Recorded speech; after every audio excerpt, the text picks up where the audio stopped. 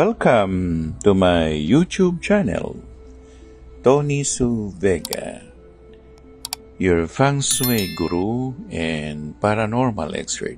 Day of the Pig, Monday, April 29, 2024. Best color, blue.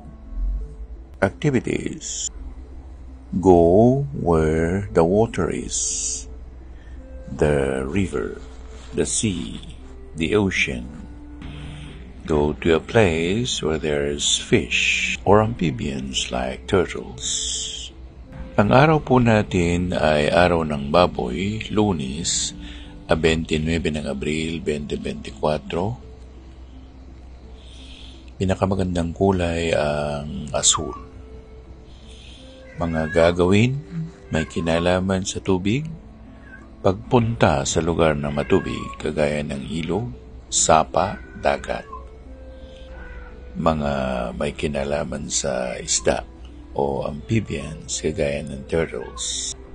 Ang pagsasagawa ng mga activities sa araw-araw na may kinalaman sa araw ng zodiac sign ay isang pamamaraan para gumalaw ang iyong swerte.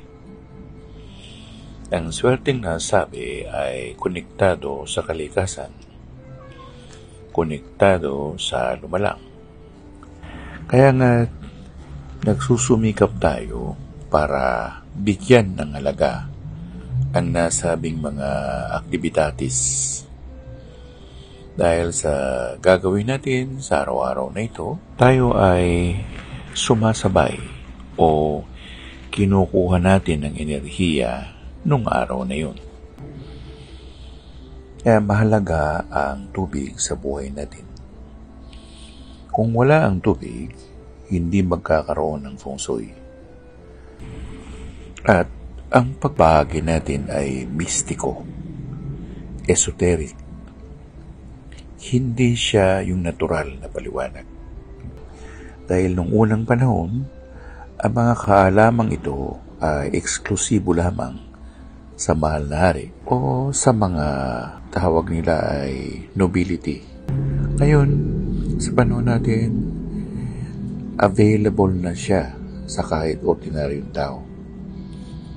Kaya samantalahin natin. At ito ay makakatulong sa ating buhay-buhay araw-araw.